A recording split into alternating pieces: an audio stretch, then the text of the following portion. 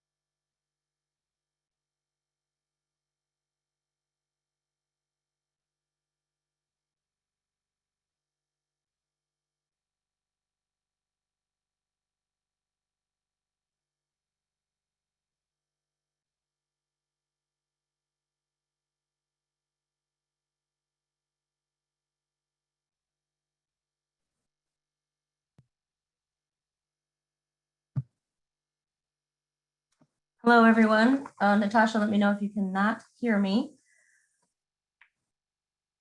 Sorry for the wait. This is Trauma-Informed Therapy, Part 3, featuring Avis Garcia. My name is Megan Dotson, and I want to welcome you. Thanks for your patience. This event is brought to you today by the National American Indian and Alaska Native Mental Health Technology Transfer Center, and we're located in the University of Iowa. We're part of the National MHTTC network. This project is supported by SAMHSA, so the content is developed by the presenter and the opinions expressed do not necessarily reflect the views or policies of SAMHSA, HHS, or the American Indian Alaska Native MHTTC. Following today's event, we will send out a follow-up email to which we'll be including links to the presentation slides and recording, if applicable, and information about how to request and receive CEUs and the link to our evaluation survey or GIPRA. So this survey is very important for our center and our funders to ensure that our events are beneficial to those that attend. Your participation is voluntary, of course, but we would really appreciate you taking a few minutes to help us by completing this survey. You may skip any questions that you do not want to answer, and all responses will be kept confidential and cannot be linked to you. So please reach out to myself or any of our staff if you have questions about these surveys. We want to take a minute to recognize this land acknowledgement slide. Although we are gathered virtually today, we want to take the time to acknowledge the land and pay respect to the indigenous nations whose homelands were forcibly taken and inhabited. Please take a moment to read this land acknowledgement, which was created by 3 members of our team, Ella and Keely Driscoll and Sean Bear, and that'll be included in the handout. So today's speaker, like I said, is Avis Garcia, and you are currently muted. So please use the chat feature to make any comments or ask questions that you have, or the Q&A. We would like to answer questions at the end, and this one actually will go for 90 minutes today because there's so much content to cover. It may even go into another session after today's presentation. So with that, I'd like to introduce you to our presenter, Avis Garcia. And Avis, I'll let you take it away from here. If you want to share your screen, I'll stop sharing mine.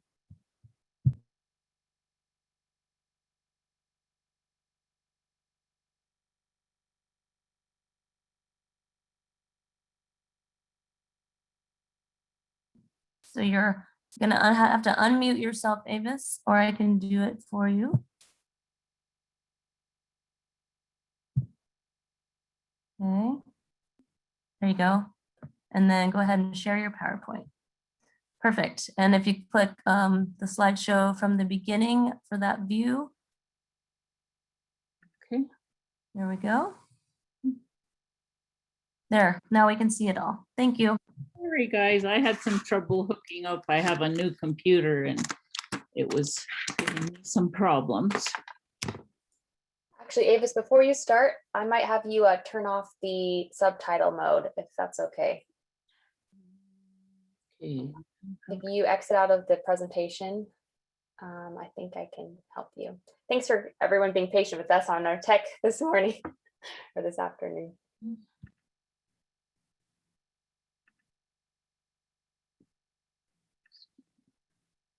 You click end show there.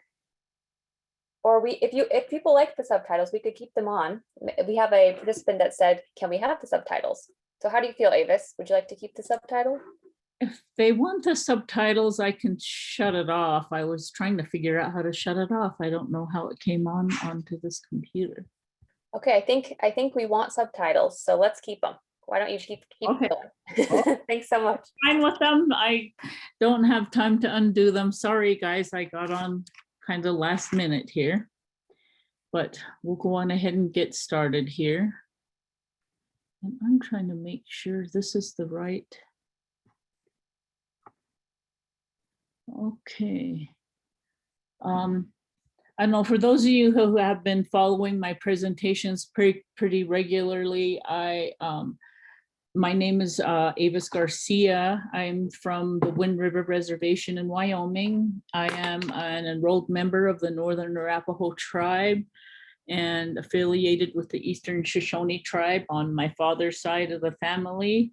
And I have my master's, bachelor's, and PhD, all from the University of Wyoming in counseling and supervision. And I have been doing a majority of my work for the last 20 years in addictions mainly. And a part of that addiction process has involved a lot of trauma. And that's come from my personal experience in working with people and realizing that a lot of our people that struggle with substance abuse, that's their way of trying to cope with the trauma that they're experiencing in their lives. So we'll get started here. I had done my very best to keep the number of slides down to the time limit I have. I decided to cut it off, I think at 185 slides, which is like double my normal. So I don't mean to talk fast, but I may just to get through it all. And what I decided at the end this morning was that I am going to do a part 2 to this and continue on with the therapeutic interventions. And I think that's what I will show next month when I do the trauma series again. So we'll finish up with this and get more in depth into the trauma aspects of it. As you can see here, a lot of people, when we think about trauma, we don't stop to think about people that suffer natural events such as forest fires. In 2018, over 100 people died in that forest fire. You know, it doesn't affect just the people that we lose, it affects the families that have to witness that and live through that. On 9/11, we watched jet planes fly into the World Trade Center, the Pentagon, and a field in Pennsylvania, killing close to 3,000 Americans.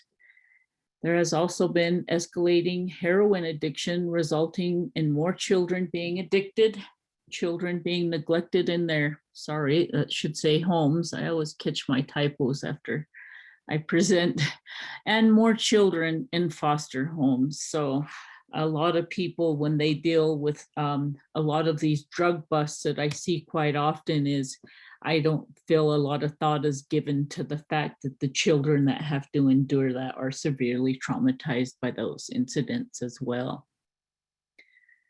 Some more examples of trauma, personal trauma would be, I'm trying to move this, okay. Some personal trauma, and it's not on TV. An example would be a 15-year-old raped at a party by a boyfriend. A soldier's battle buddy is killed before his eyes. A mother's first child being stillborn. A 5-year-old. Over 3 million children a year are reported as abused or neglected.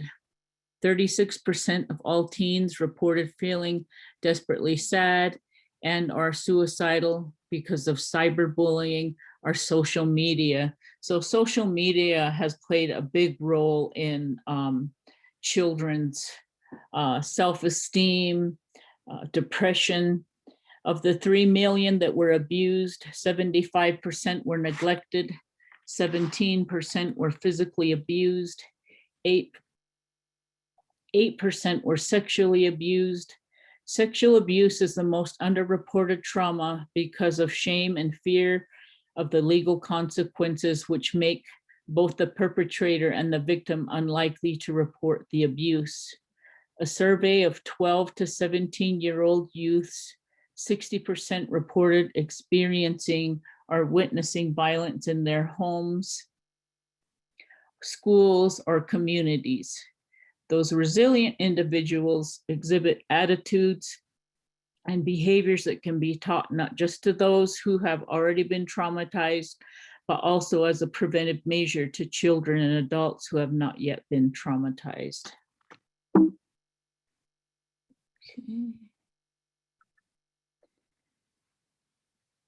Since PTSD first in the DSM-3, since it was in the DSM-3 first, the diagnostic criteria are better known by clinicians. Neuroscience and research has detailed changes in the brain after trauma. Functional MRIs give pictures of the normal brain and the brain after trauma and the brain after successful treatment. Most traumatized after turmoil do not develop PTSD. As I stated, there are some people that are resilient, and even though it might be traumatic, they have the skills and the resources and able to get themselves through that traumatic incident. The objectives of today's treatment will talk about what events are most stressful, what the risk factors are that increase the likelihood of developing PTSD, what disorders other than PTSD are seen after trauma, and how to assess clients for trauma. Some of the latest findings are relationship issues that are paramount in counseling these clients. Empirically supported treatment found to be most helpful with clients who have experienced trauma. Differential treatment recommendations depending on the symptom profile of the client. How resilience can lead to less pain, better relationships, and deeper meaning in life for professionals, our clients, and the population at large. I just put this in here because quite often I do presentations in the state of Wyoming because people want to hear about the Native American population and how we're doing in society. And this was some data that was collected a few years back when I did a epidemiology of our tribal community. And if you look at the top of this, the life expectancy, the average age of death in years for the general population is 78.7. The Native Americans in the United States are lower, which is 71.1. And the Native Americans in Wyoming is extremely low, 53.1. So natives in Wyoming tend to have a very short lifespan. And I only say that because I'm a native here in Wyoming. Some kinds of trauma. Most adults experience trauma during their lives, but research demonstrates most don't experience post-traumatic stress disorder. Only about 1 in 4 do have the factors that best discriminates the severity of the symptoms, which are the trauma intensity, the trauma frequency, the individual's risk factors, his or her personal resilience, and social support. Responses to trauma can vary from temporary symptoms to PTSD, from personality disorder to complex PTSD. This picture here I thought was really interesting. And if you look at this brain, these are the same brains of the same age of children. One is 3 years old. The one on the left is the normal brain. And the one on the right is the brain with the normal, the extreme neglect. So as you can see, emotional abuse damages these kids. It damages their brains. Brain damage causes developmental delays, memory problems that are similar to Alzheimer's patients, and lifelong problems. Severe sensory deprivation. These images illustrate the negative impact of the developing brain, and the CT scan shows the one on the left is the average head size, and the one on the other side is the one that's been severely traumatized. So oftentimes we don't stop to think how much it deeply impacts these kids. And sometimes we have them in our classrooms and we're not even aware that this kid has probably gone through some trauma. And it's not because they're not intelligent or they're lacking some skills. It is because they've probably endured some trauma in the home. Mike Baum is a leader of trauma research and brain interventions. Some of the data that I collected from that was 70 to 75% of adults experience highly stressful situations. We all experience them on some level. I think at the last presentation I gave, I talked about firefighters, surgeons, doctors that work in the emergency rooms. They see a lot of the worst things. Some are from war. They're involved in combat. A lot of our Native veterans, especially from the Vietnam era, have really struggled with PTSD. And, I can only think back now of both of my uncles who struggled with alcohol and PTSD that I didn't know that then. I learned later on through education that, oh my gosh, that's probably what my uncles were going through. Some have rape or sexual assault, physical assault or robbery or other community violence, tragic death of a family member or a close friend, natural disasters such as fires, floods, tornadoes, and earthquakes, motor vehicle accidents that can cause serious injury, and domestic violence.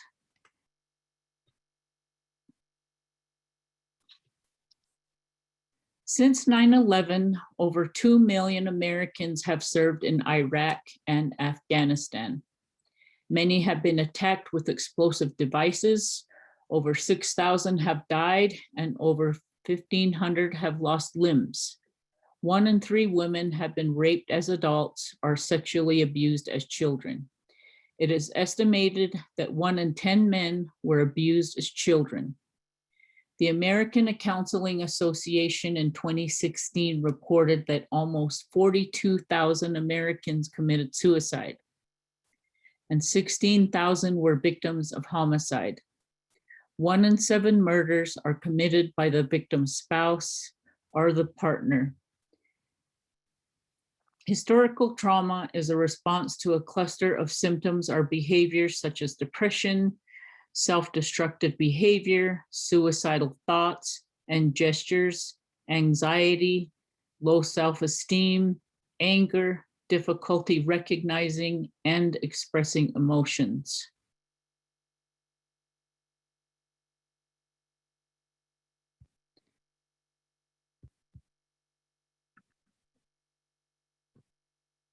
Some life-threatening trauma.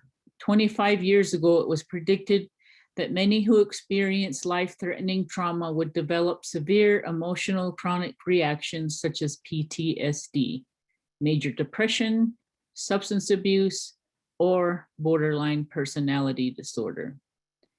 Meichenbaum in 1994 was the first researcher to say they were wrong. Most trauma does not result in severe debilitating illness. Only 1 in 4 exposed to traumatic events goes on to develop full-blown PTSD.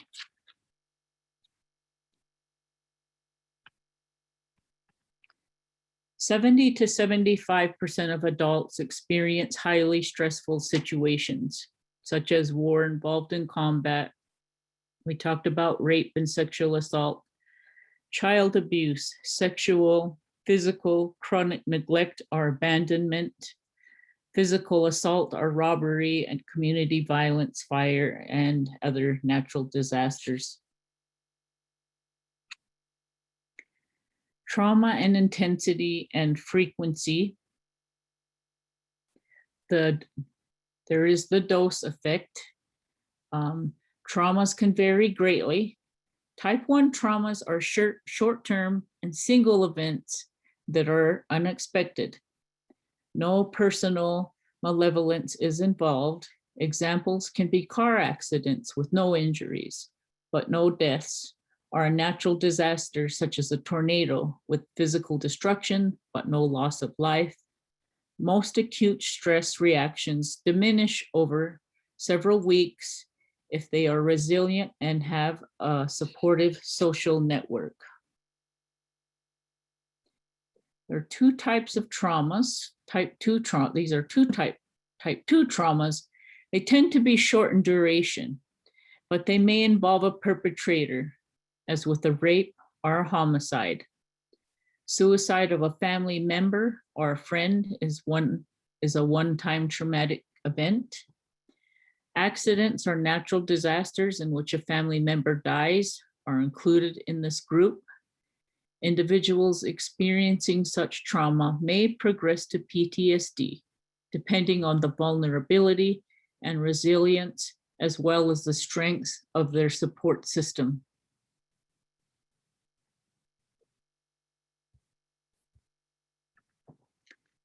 Type 3 traumas are sustained and repeated horrific experiences such as sexual abuse or physical abuse of a young child.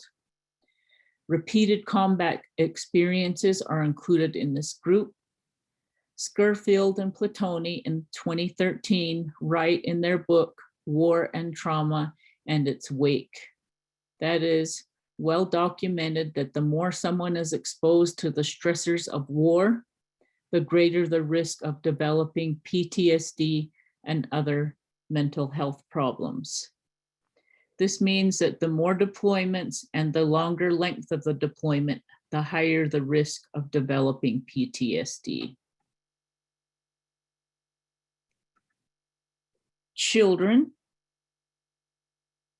who are repeatedly sexually or physically abused by a trusted family member, friend, or neighbor are at risk for PTSD, complex PTSD, disorder of extreme stress not otherwise specified, dissociative identity disorder, and or borderline personality disorder. Prolonged trauma can lead not only to intrusive experiences, numbing and avoidance, but also disassociation and impaired characterological and interpersonal development.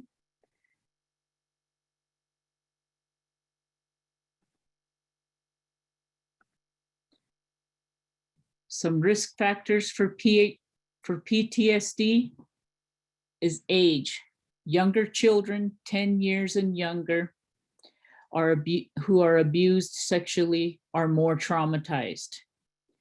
Gender, girls and women are at a greater risk for developing PTSD. 80% of female veterans report being sexually harassed in the military.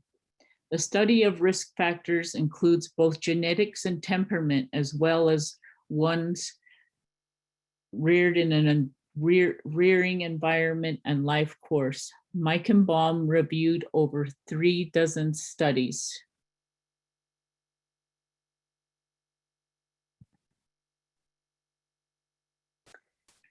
Family history are emotional disorders and are substance abuse. It's not surprising that having a parent, grandparent, etc., with anxiety, depression, or alcoholism would having a parent or grandparent with anxiety, depression, or alcoholism would increase one's risk of PTSD, since this factor includes both genetic risk and parenting influence. Poor parenting. Parents who are negligent or abusive, who nurture too little or control erratically or too much, raise children who are more likely to have emotional disorders across the lifespan.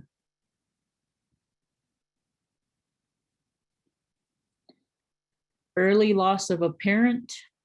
Attachment theory suggests that young children who lose a parent through death or divorce are more likely to have internalizing problems, anxiety and depression, or externalizing problems, aggression, and substance abuse over time.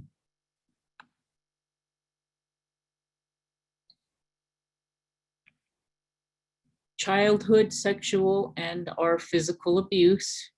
Research suggests that early childhood trauma makes one more susceptible to adult trauma, such as being reared in a lower socioeconomic status family.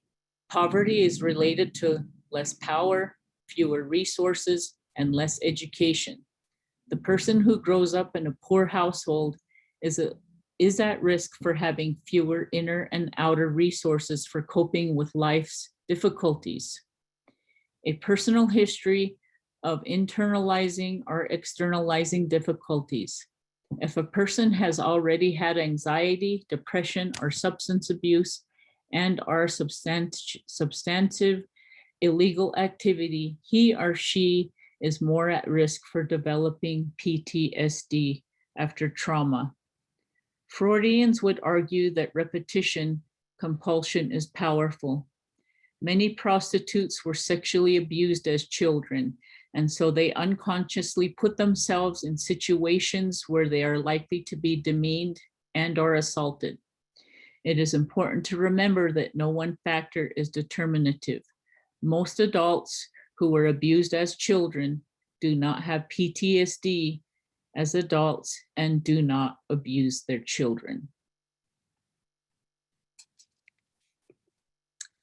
Resilience and social support. Resilience or emotional toughness is the capacity to cope with adversity, to bounce back from trauma. Many cancer survivors, torture victims, and survivors of natural disasters show amazing strength in their ability to bounce back from adversity after the initial crisis. Following the terrorist attack in New York City on 9/11, the initial survey less than 2 months after the trauma showed 7.5% adults in the area with early PTSD symptoms. 5 months after 9/11, only 2% development criteria for PTSD.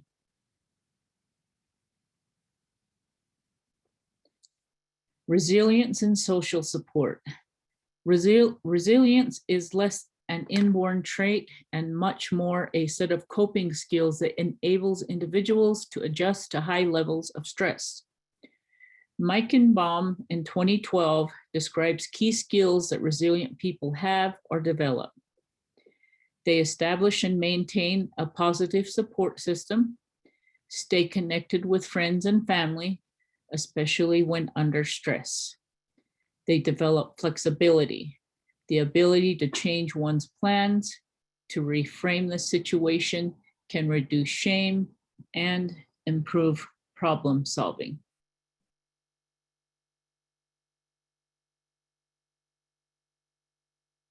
Resilient skills include maintaining optimism. So that's being optimistic, looking for the silver lining, looking for the good in the bad, using problem-solving skills when possible. After a period of intense feelings, move to a position of acceptance. Bitterness, our victim thinking years after trauma helps no one. They rely on one's spirituality to maintain stability and personal morality. Use a resilient model or a heroic figure for inspiration. Be altruistic, focusing on the needs of others, reduces isolation and self-pity.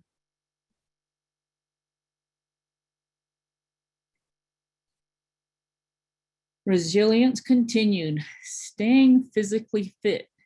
Exercise reduces negative effect and enhances a sense of well-being. They maintain a sense of humor. Resilience does not come from rare and special or extraordinary qualities or processes. Resilience develops from everyday magic of ordinary resources.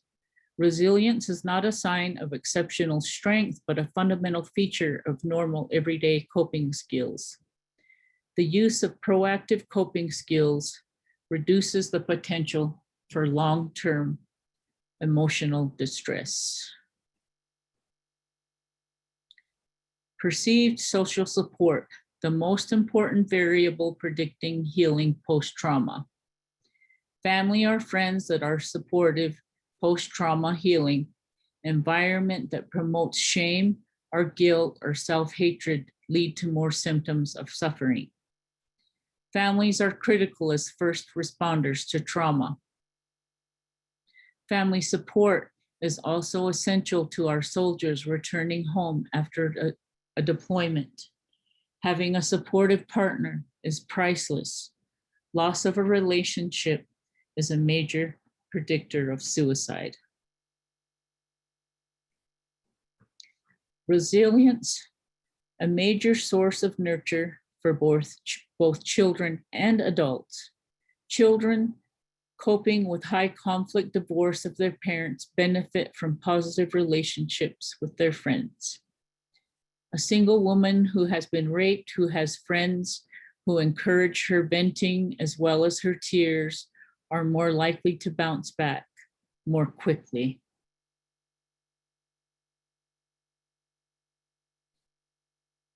Supportive friends, soldiers with head injuries, PTSD, and/or lost limbs benefit greatly from the support of their comrades.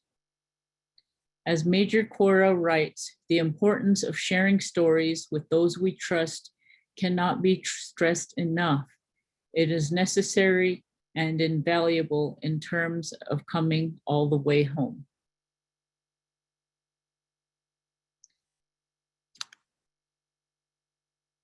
And this is addiction and trauma. Experience of trauma increases the likelihood of turning to substances to cope. It's a form of self-medication. It helps to escape painful emotions and therefore control them.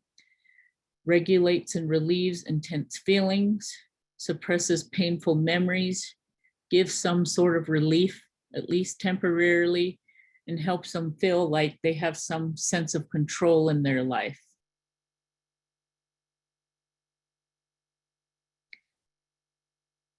Adverse childhood experiences, also known as the A study, and the last 25 years scores of studies of childhood trauma and our losses have found a linear relationship between ACE experiences and childhood dysphoria, as well as adult mental illness and adult early death. Risk behaviors, smoking, alcoholism, drug abuse, suicide attempts, overeating and obesity, promiscuity, 50 or more partners, and sexually transmitted diseases. Higher ACE scores, higher ACE scores are at six of those raped at 62%, are domestic violence 52%. They tend to die earlier than healthier peers due to substance abuse, obesity, cancer, liver disorders, and heart disease. Trauma and neuroscience. Dramatic advances in brain imaging over the past 3 decades have given a radically new understanding of brain development from life in the womb to old age. Learning between birth and age 12 is critical for the development of more synaptic connections. Children who have been repeatedly traumatized are more at risk for more intense fear reactions for years or for the rest of their lives. These children have less well-developed frontal lobes. Their attention and self-control may be weaker. Neuroplasticity. The brain can grow new cells at any age in response to repetition. And that's by Deutsch. Skills that are practiced more will increase the number of neurons in that section of the brain. So it also increases gray matter. So transmission of signals is stronger and faster. Use it or lose it applies to children as much as it does to adults. The more you read, the more your reading improves.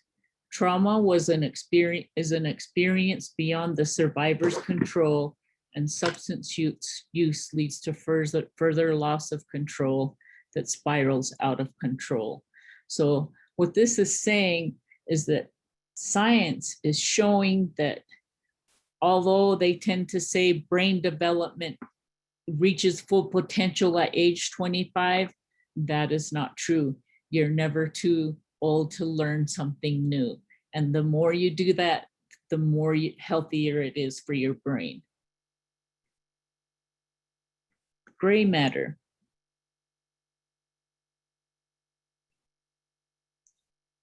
The more you practice relaxation, the better you will be able to relax. This is true if practice is intentional rather than mindless.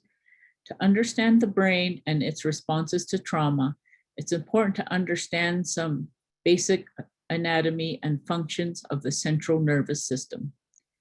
The reptilian brain consists of the brain stem and basal ganglia, where life functions such as breathing, sleeping, waking up, our heartbeat, and some instinctive behaviors are located. Brain evolutionary point of view. The limbic system evolved in the midbrain in mammals. Key structures are the amygdala, hippocampus, and the cingulate cortex. The amygdala is located in the temporal lobes and is associated with survival in general and the fear response in particular. The hippocampus is associated with short-term memory, plays a role in the fight or flight response and short-term memory.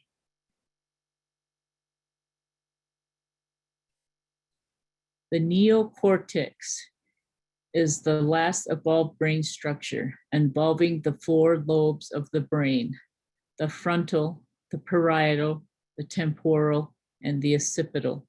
The cortex is the most developed in humans and facilitates use of language, perception, and problem solving. The frontal lobes are the primary site of motor skills and the executive functioning skills, such as our attention, organization, and emotional control. The temporal lobes are involved in memory and hearing. The parietal lobes manage sensation and body position. The occipital lobes contain the brain's visual processing system. And then here is a picture of the brain. So here's the frontal lobe, that's the front of our brain. The parietal is a little bit further back in the pink.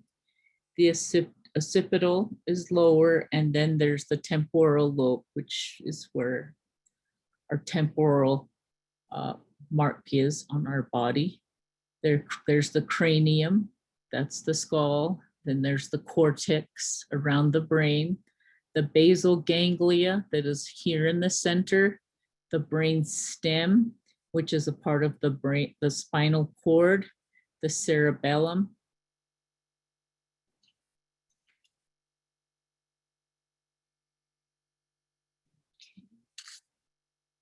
The central nervous system describes the features of a well-functioning brain. Our brains are flexible, adaptive, coherent, energized, and stable. The flexible, adaptive person can change as the situation changes. He does not keep repeating the maladaptive processes such as compulsions or addictions. Energized and stable convey the sense that the brain has consistent energy, not firing out of control, nor lethargic and lacking energy. The healthy adult can process internal body signals, be aware of well-being or tension or pain. They are empathic, sharing joys, pain, or frustrations of the important people in their lives.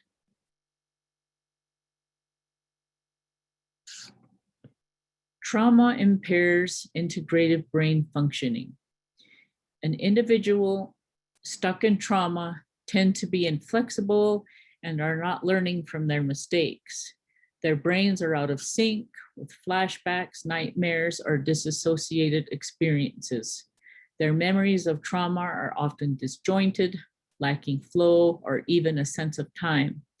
They may be stuck in trauma that ended years ago. They may be excitable, easily frightened, or enraged. They are numb, almost lifeless, and unable to function. Children who are abused, neglected, or witness domestic violence as they grow up are likely to undergo changes to the structure and functioning of the brain that will negatively impact them for years. The overactive HPA axis, hypothalamus pituitary adrenal, enlarged amygdala, smaller hippocampus, less well-developed medial prefrontal cortex, and damage to the corpus callosum.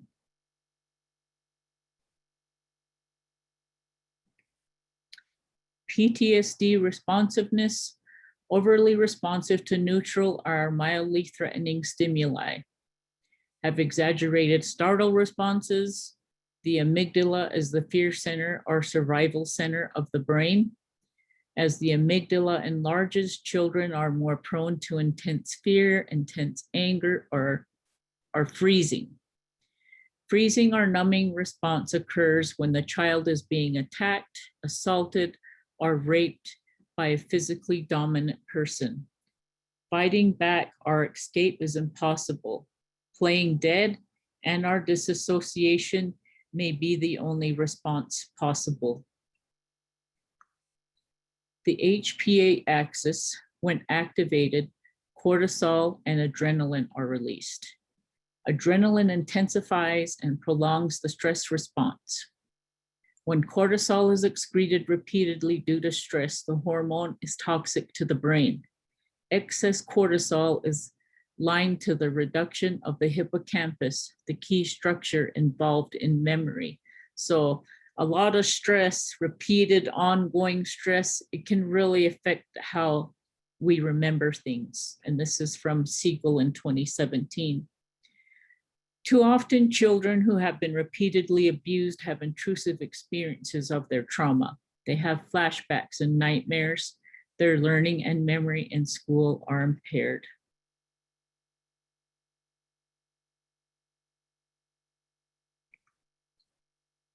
Van der Kolk in 2010 stated the brain in a use-dependent fashion. If children feel safe, their brains specialize in paying and exploration learning. If children are under threat, their brains organize themselves for survival and protection. So if they've gone through some trauma in their life or a big part of their life, they just may be on constant alert and always thinking that they need to be in survival mode and have to be ready to protect themselves.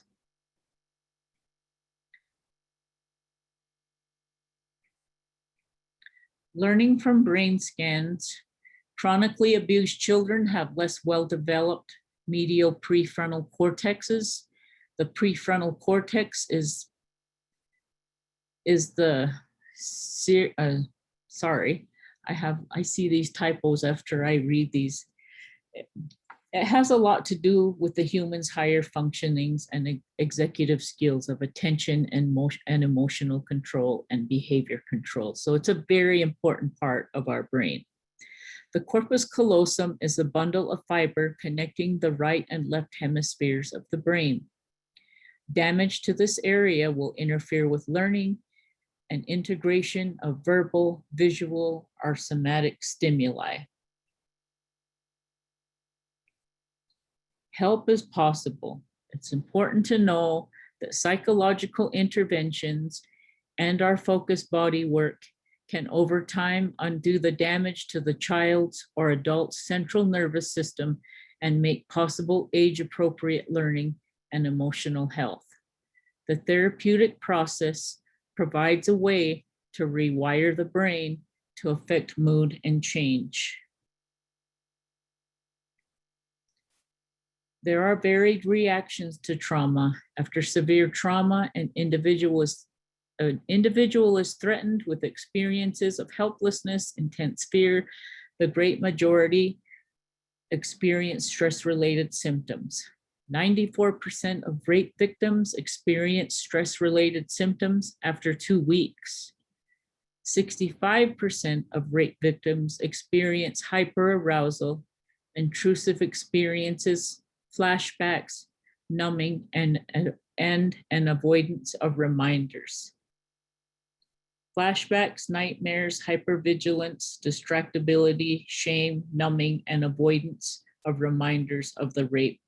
These symptoms are often indicative of acute stress disorder that lasts 4 weeks or less.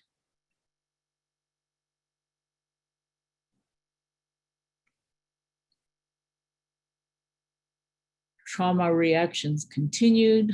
When these symptoms interfere with the person's job, functioning, friendships, or intimate relationships for a month or more, the diagnosis of PTSD is appropriate.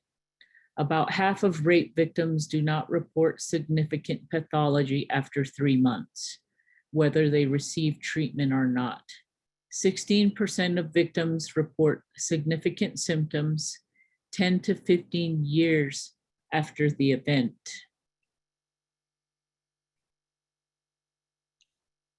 Complex PTSD are disorders of extreme. Van der Kolk stresses these symptoms cited here that include alteration in regulating affective arousal, chronic affect dysregulation, difficulty modulating anger, self-destructive and suicidal behavior, difficulty modulating sexual involvement, impulsive and risk-taking behaviors, alterations in intention and consciousness, amnesia, disassociation, and somatization. The body keeps score. Anyone interested in better understanding those chronically impacted by PTSD are encouraged to read Van der Kolk's The Body Keeps Score in 2015. It is clear that complex PTSD are disorders of extreme stress overlap with borderline personality disorder.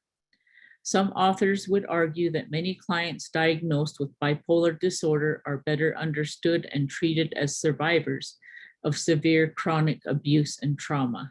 60 to 75% of adolescents and adults with bipolar disorder have been found to have a history of trauma. And oftentimes that gets overlooked.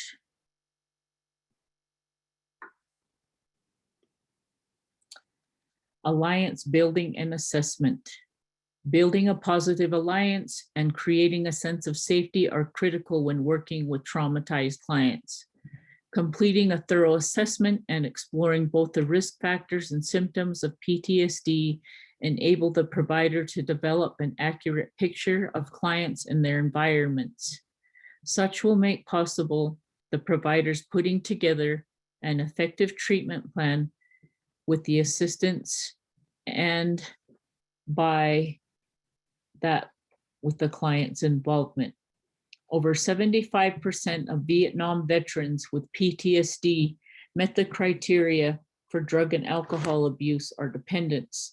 The majority of those who have been traumatized do not develop PTSD, but those who do are likely to also suffer from anxiety and depression.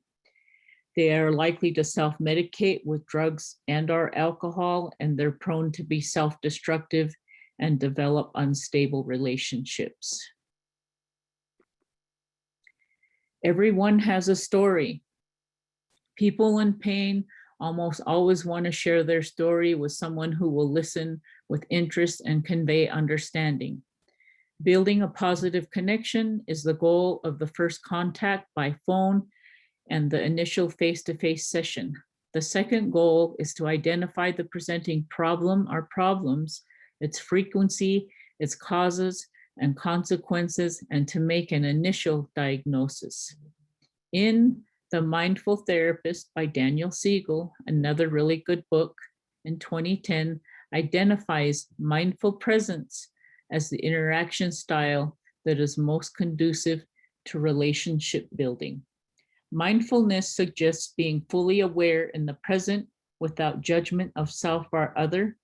Mindfulness suggests inner peace and self-awareness.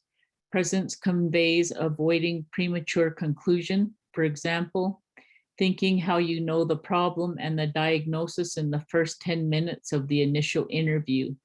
Years of experience may make possible excellent clinical intuition. Yet Siegel encourages us to keep listening, seeking to discover what is unique about each client's story. Siegel encourages professionals not to just listen to the story, but to feel the person's story with them, empathize with them. Note the person's eye contact or shifts, facial expression, their tone of voice, and feelings that are conveyed. With empathy, you will feel their sadness, fear, curiosity, or despair. You will feel in your body some of what they are feeling. You're creating a safe space for the client to be open. I strive to be fully present with each client, especially in the first session. If I am running late and I'm stressed from worry of the previous client, I take a few minutes to return to calm and let go of the previous client's pain. If there is an obstacle to my being fully present, I will share. My back is acting up today, so if I grimace, it's my back. It's not anything that you said. So just letting them know that, you know, you're just having a little physical ailment going on and you're not being negative and responding to their story. General adult assessment is to learn the names of the key players in the client's lives. So who's mom, who's grandma, who's uncle, your brother, cousins, sisters. Lean whether they came willingly or were they prodded. Did somebody tell them you need to go get some help? Is their focus on the present or the past? Is their narrative a helpless victim or active problem solver? What is the main issue that brings them to me or to you, the counselor? How long has this been a problem? What are the current stressors that are in life right now? And what were the stressors when the problem began? In general, I spend about the first 25 minutes or so on the person's story. That varies greatly, of course. Some are done in 10 minutes, others may still be sharing in 45 minutes. I summarize the story I heard and identify some of the feelings connected to that story. I then explain that I have a long list of questions to explore.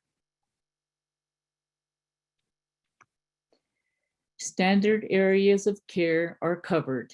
So we want to make sure we have identifying information, what's the presenting problem, history of abuse or traumatic events, suicidal or homicidal ideation, any self-injurious behavior, family history of psychological problems, current medications, history of psychological treatment, alcohol and drug use, are they employed, what's their level of education, their military experience with trauma, what's their legal history, do they have friends, or who are the groups of people they associate with, is their religious or cultural environment, and what are their strengths and resources.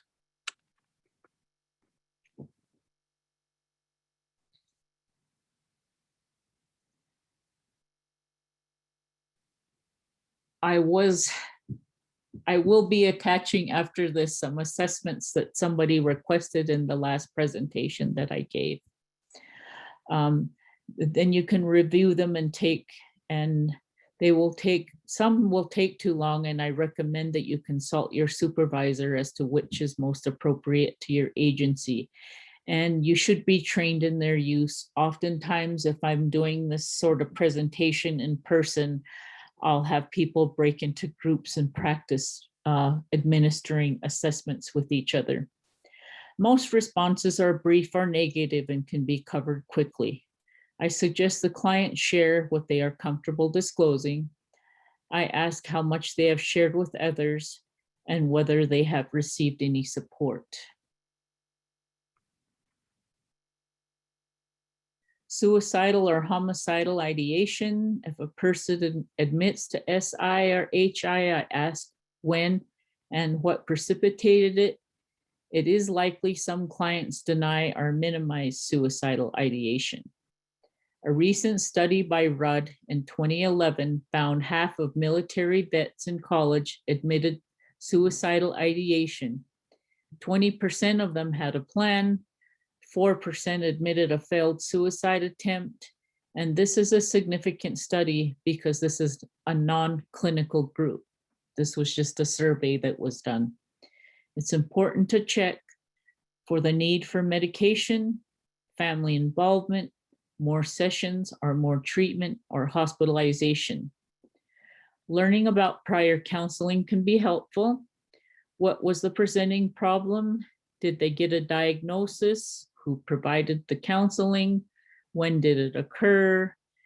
If you are not trained or experienced, you must be prepared to refer to an appropriate professional. If the client reports that he or she has experienced trauma of any kind, it is valuable to explore the risk factors in more depth. If the client comments, there are years of my childhood that are just a blur, I just don't remember much about that period, I will explore possible depression or disassociation.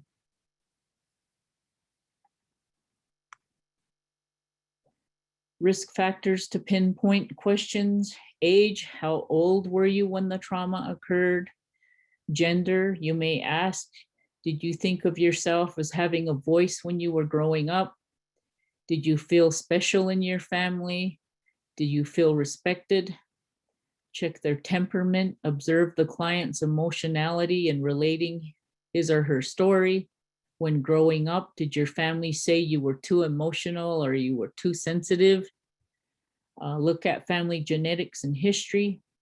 As the client, if any family member has had any depression, anxiety, mood swings, and/or drug and alcohol abuse, a genogram can be helpful.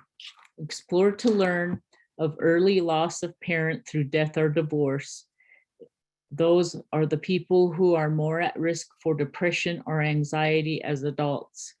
Get a sense of the family's resources, emotional and financial. Ask where the client went to high school and what were significant experiences they had.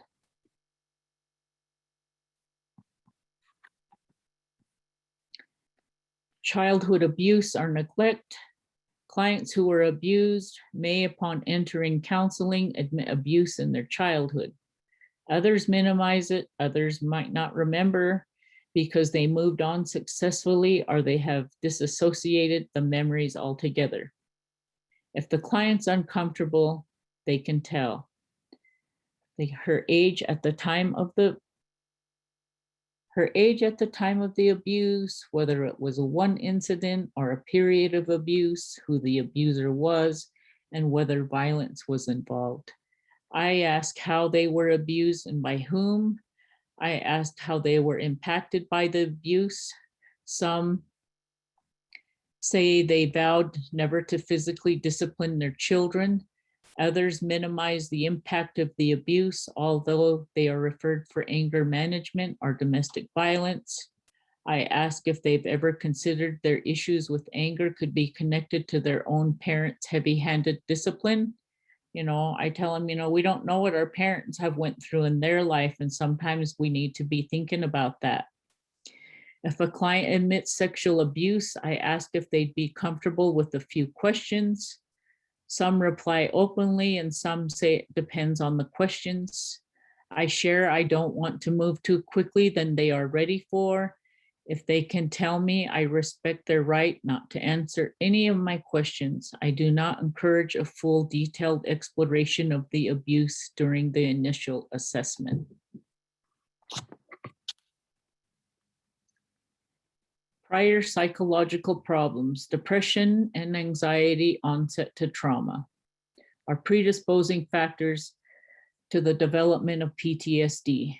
Such has been found to be true of crime victims, soldiers in combat, and victims of natural disasters.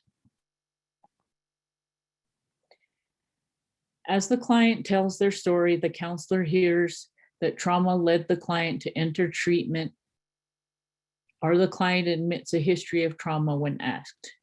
A third group of clients exhibit behavior which suggests possible trauma, such as defensiveness when asked about abuse, intrusive experience or periods of amnesia not related to a head trauma. The counselor is wise to explore possible PTSD with all of the above groups. Intrusive experiences. Do they have any flashbacks? Do they have any upsetting nightmares? Do they experience other dissociative reactions, such as losing awareness of the present? Do they experience emotional or physical distress at the reminder of a trauma?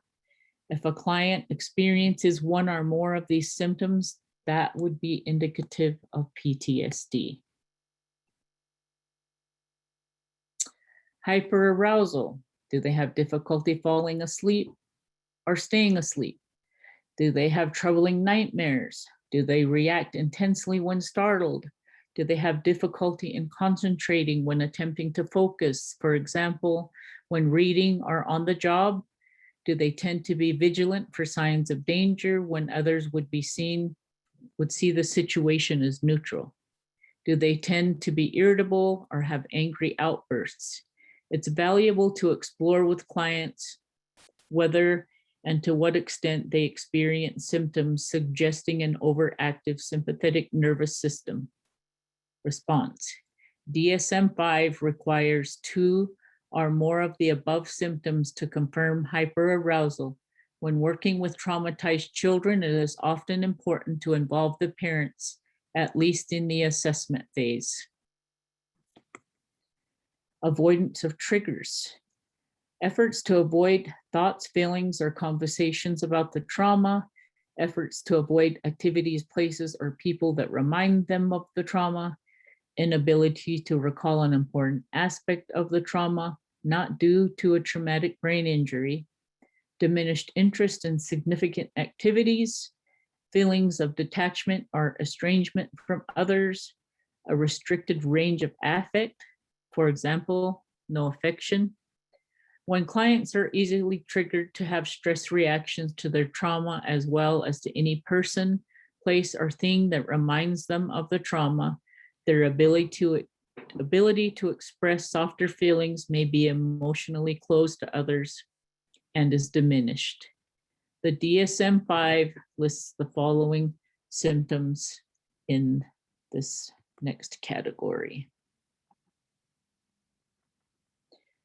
To predict suicidal ideation, but the following factors were seen as the best predictors of suicide attempts: PTSD, history of sexual abuse, anxiety, drug abuse, lack of education, and for most genders, men. Children or adults who have been traumatized and who did not receive validation and support from family or friends are more likely to develop ongoing PTSD symptoms. Intensive experiences, hyperarousal or hypoarousal may make them feel out of control, such as, "I'm losing my mind." Stigma about seeking out mental health services, especially among active military veterans, less educated males, and minorities, make these groups less likely to ask for professional assistance. Poor problem-solving skills, emotional dysregulation, and Black or white thinking make them at a much higher risk to see death as an answer to their pain.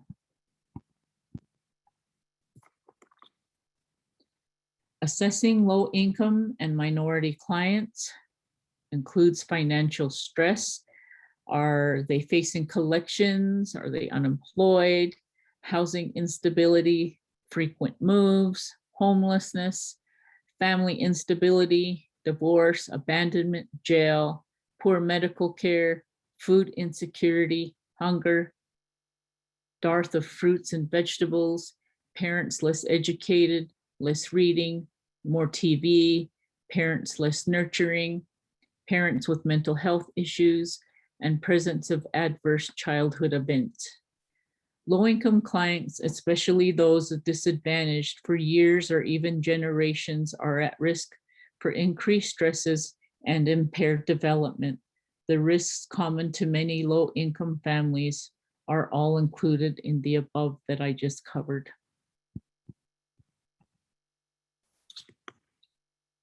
Too many disadvantages impacts clients negatively, both immediately and long-term. Poor sleep due to trauma, stress, poor supervision, health issues, diabetes, obesity, weak executive skills, poor attention, memory, and self-regulation, delayed cognitive development, mental health issues, and low educational achievement by Diamond in 2013. If neither parent has a steady job, or if one parent has a low income job, the family will have financial stress. Calls from collection agencies and frequent moves are likely to be depressed. One or both parents can be depressed, anxious, or angry. One may have a drinking or drug problem. Separations or divorce are likely. Children in such families are likely to be chronically stressed and or experience learned helplessness. They may cope by giving up or by angry defiance. Stress is cumulative. Imagine a woman who is raising 2 children alone or on a low-income job. The father of the children is in jail. She was raped when she was 14 by an older neighbor. 60% of inner city Black girls are sexually assaulted before they reach the age of 18. She is hassled frequently by bill collectors because she's behind in paying her bills. Now imagine she is assaulted by her new boyfriend. She is at a high risk for depression and PTSD, and her sense of helplessness is easily misunderstood.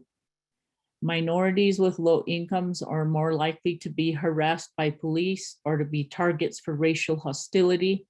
They are also at risk of being victims of job discrimination or neighborhood violence.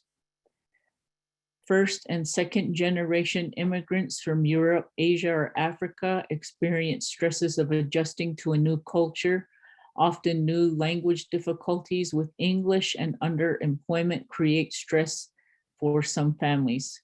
Conflict between cultural values and the old country and the new play out of conflict between the generations.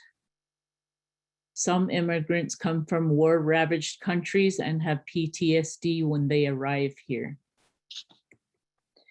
The LGBTQ youth and young adults have a wide variety of stresses, both internal and external. They may be struggling with identity confusion or internalized homophobia. Research documents that LGBTQ youth are frequently harassed, bullied, or even assaulted by their peers. This is from the CDC in 2016. LGBTQ adults are also targets for hatred, and they are more often physically or sexually assaulted than their heterosexual or cisgender partners. They are at a higher risk for PTSD, especially if they are not supported by their families due to religious bias or homophobia. Identifying client strengths. It is important to explore the client's inner and external resources and strengths they bring. How connected are they to friends and family? An ongoing relationship with supportive parent or sibling can mean the difference between life and death. A few close friends can be great resources when clients are overwhelmed. Isolation is a key symptom of both depression and a broken family.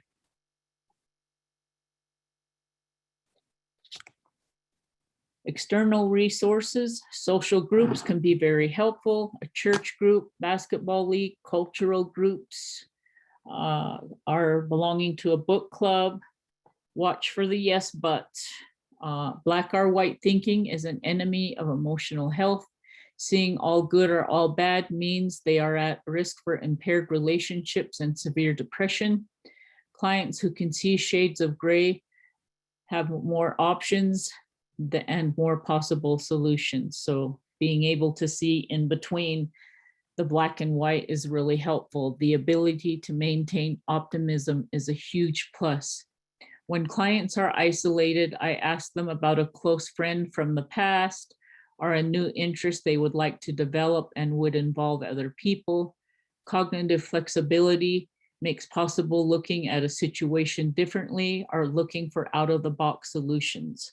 Whether one can still see humor even in difficult times can greatly affect one's ability to move on rather than stay stuck. We take problem-solving skills for granted.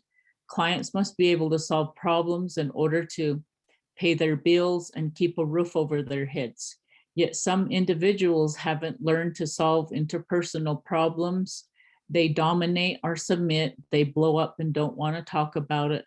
Assessing how clients resolve conflict can be helpful in individual as well as in relationship counseling. Physical health is important for mental health. It's helpful to know how often clients exercise and what they do. This could just be going for a 10 to 15 minute walk for the day. You don't have to go do hours of strenuous activity. If they're not exercising, you can ask what the client has enjoyed or benefited from in the past. It's recommended to do at least 150 minutes of easy to moderate exertion each week. So not all at once, you could spread it out here and there. High-risk behaviors is valuable information, such as reckless driving, drug abuse, or living in a high crime area. Is the client usually safe, or does he or she pursue adrenaline rush activities?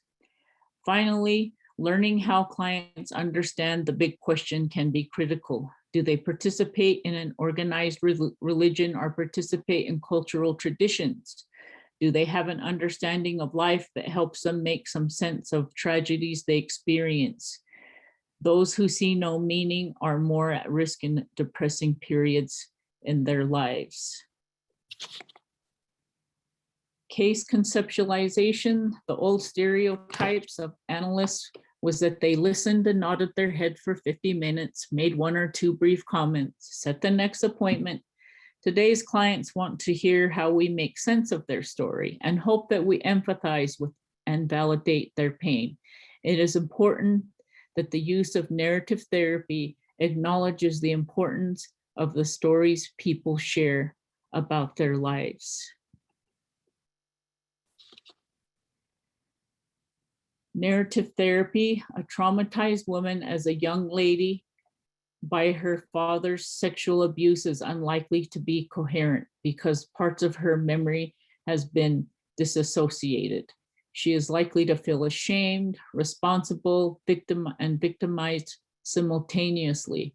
The goal of narrative therapy is to first articulate and empathize with the story the client brings to counseling, and over time help the client develop a new story. The client is no longer primarily a victim, but now a survivor, and even better, a teacher of important truths to pass on. This is what they can pass on to the next generation. The words we use in our summaries of our first two assessment sessions matters a great deal. We use the client's words and mirror the client's feelings. We identify connections that the client sees. We carefully raise the possibility of other connections, avoid getting too far ahead of the client. Sometimes the client's story involves recent trauma, and the client or family member is able to connect the dot between the cause and effect.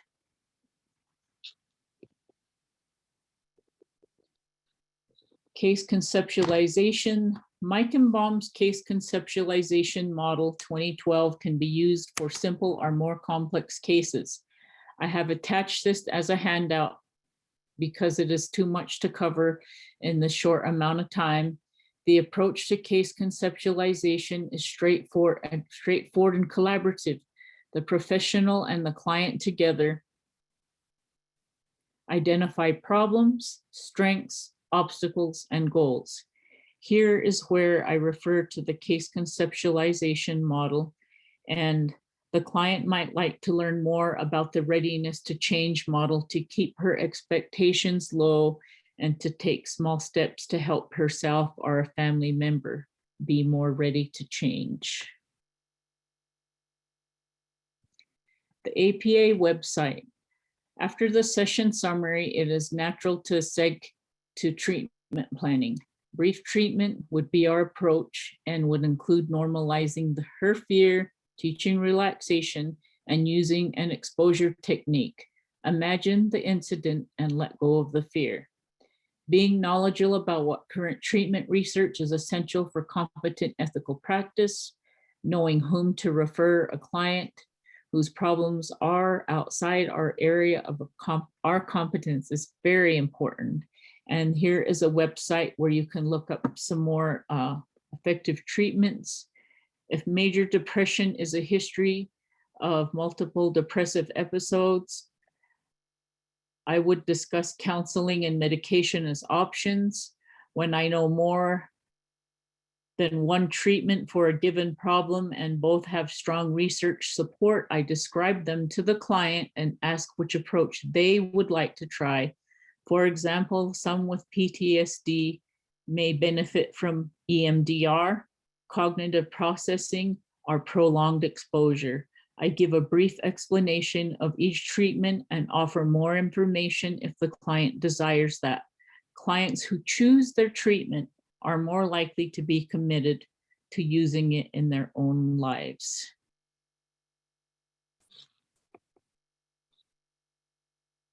Processing issues and trauma work. Safety is more than do no harm. All providers know their first process is to make the counseling room a safe place. Room temperature comfort, no harsh lighting, not being intruded upon by phone calls or knocks on the door.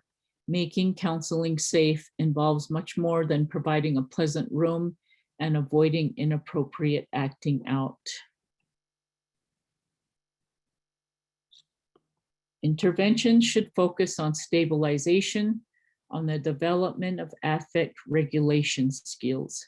High-functioning clients reacting to a single recent trauma may spend a little therapy time learning relaxation, calming self-talk, and reaching out to friends when distressed because they already have such skills or can refine them easily. Clients with complex PTSD may need a year or more of work on distress tolerance and affect regulation before confronting their own trauma. See Marsha Linehan's Dialectical Behavior Therapy of 1993. And I'm looking at the time. I'll try to get through 2 more slides here before we end. Cognitive processing therapy. If the clients aren't ready to discuss the trauma in any detail, they may be good candidates for cognitive processing therapy without the written account of trauma. So maybe they might not want to do narrative therapy. The option can be just as effective for many clients as more emotionally demanding treatment, such as prolonged exposure by FOA in 2007, which necessitates making an extended account of the trauma and revisiting it multiple times a week during the most intense part of the treatment. More clients can be treated safely if exposure to trauma is not required. Treating more fragile clients.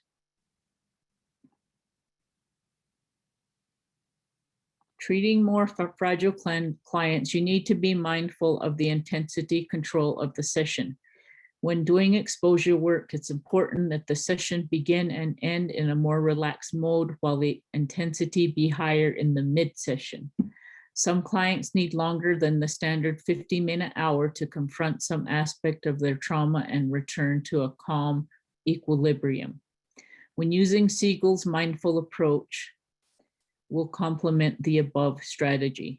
When professionals can track the arousal level of their clients, feeling that what their clients feel can modulate the intensity of the session to keep it in the safe range.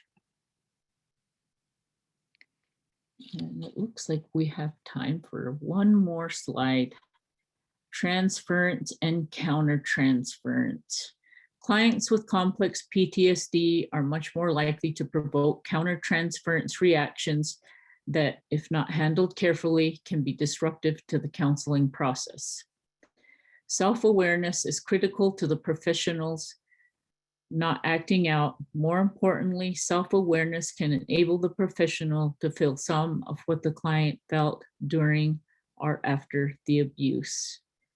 And as I'm looking at the number of slides that I have, I've only gotten to 80 of them, and I believe I had 185. So I have quite a ways to go. Because of that, and that I feel that this information is so valuable and worthwhile to those of you who work with people that struggle with trauma on a day-to-day basis, especially if you're doing substance abuse work. You will find probably 90% of those people have experienced some trauma in their lifetime. And what I will do is next week, I will continue with where I left off because there's a lot more to cover, and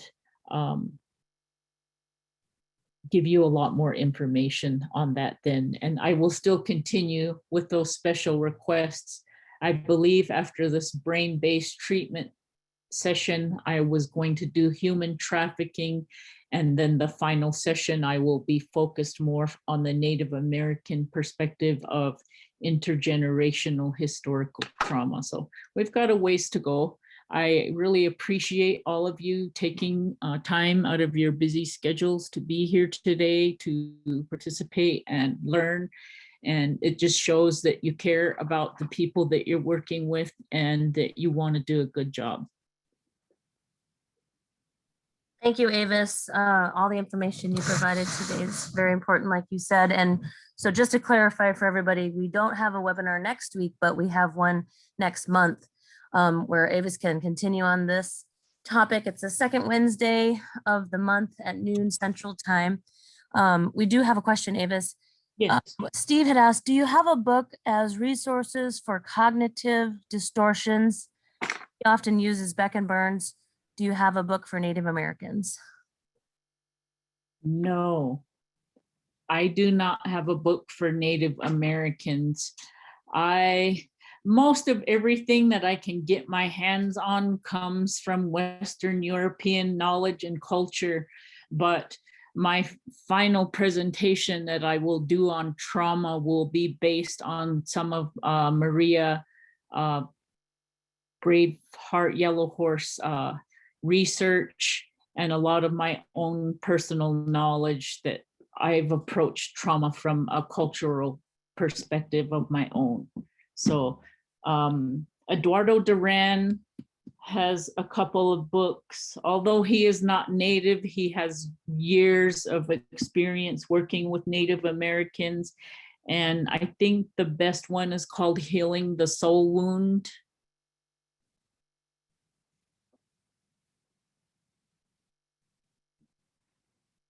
Okay, so, and you had said you had some assessments you wanted to provide with the follow-up email, correct, Avis? Yeah, yes.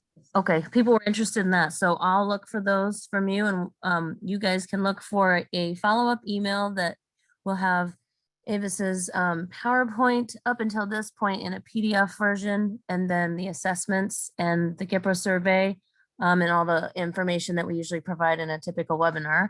Access to the recording, of course, will be on our website, and usually it takes a day or two before it gets converted over. So look for that to come. And then we'll plan on seeing Avis again in May. I can't believe we're saying May already, but we are. Second Wednesday of the month in May, same time.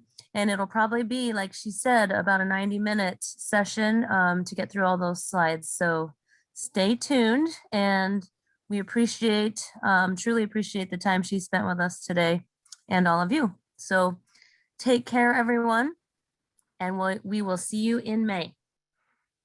Thanks so much.